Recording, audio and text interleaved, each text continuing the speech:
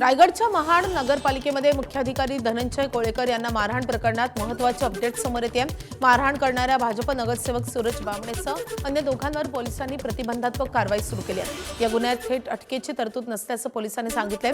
जर अटक करण्याची गरज भासली तर न्यायालयाच्या परवानगीने अटक करता येईल असंही पोलिसांकडून स्पष्ट करण्यात आलंय.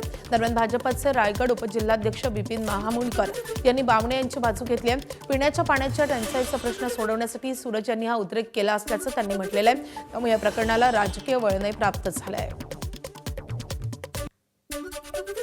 जो उद्रेक आहे तो हा पिण्याच्या पाण्याचा आहे. कालची झालेल्या पिण्याच्या पाण्याच्या संदर्भात मुख्याधिकाऱ्यांनी नगरसेवक आमचे सुरेश बामणे यांच्यात झालेली झटापट ह्याचं फार मोठं मी समर्थन करणार नाही. परंतु लोकांच्या भावना लक्षात घेऊन जर पाहिलं तर पाण्याच्यासाठी एवढं झगडावं लागतं आत्तासुद्धा, ही दुर्दैवाची बाब आहे.